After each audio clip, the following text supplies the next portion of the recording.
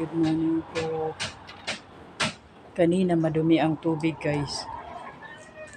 Ngayon, nung pinalitan ko, naglangoy-langoy siya sa ilalim talaga ng tubig. Tingnan nyo, guys. Nakakatawa.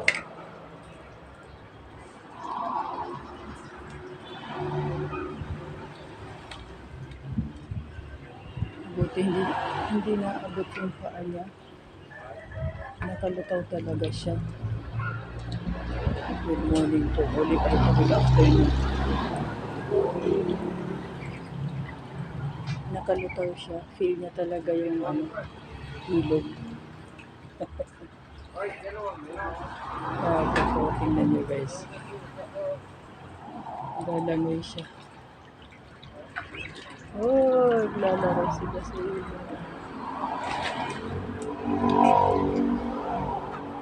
Tumayo na siya.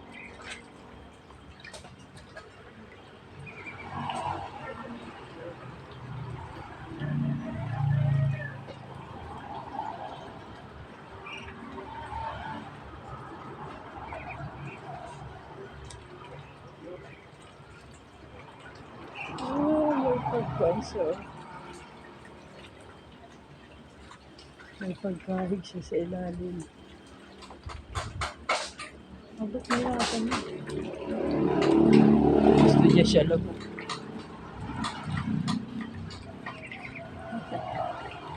Nakakatayo ito. Shhh! Huwag! Gusto niya siya lang. Siga rin eh. Huwag! Gusto niya siya lang ang lalangoy-langoy. O ano ba yun? Pinuputuan o naglangoy-langoy. Paano mo ibibinta, guys, itong ganitong mga pato? Nakaka-attach naman ito sa tao. Kanina madumi ang tubig nila, hindi sila hindi sila naligo.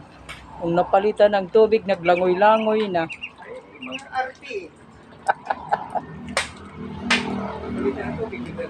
Naglangoy-langoy kanina, madumi. Halos hindi nga uminom ng tubig. Mga maarte pala yung natingin. Paano ko ibintayan nga? Paano ko ibinta mo yan? Parang mga tao mampalayan. I-text ko, ko nga. Guys, kung sinong gustong bumili ng ducks, pwede na sila, buhay na sila. Ito yung 11 ducks, guys. Yung anak ni Fresca. Ito ang ishi. Nakakatuwa, oh. Magsiligo. Marunong sila ng tubig kung malinis o hindi. Ang isang gabi nga pag-ipunan ko hanggang alas 2. Isang palitan lang, ha? Mga nila. Ang tawag nito, yung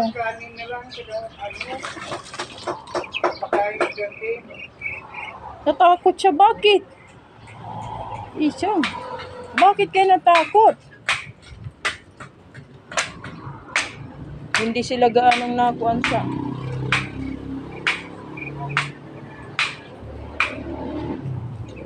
Nasaan na yung naligo?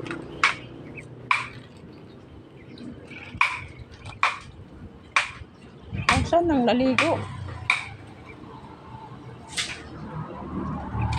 Ooh.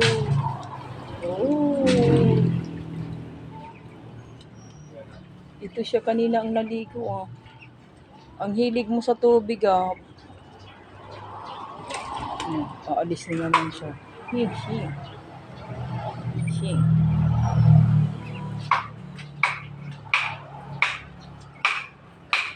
Kakapiraso pang mga pakpak.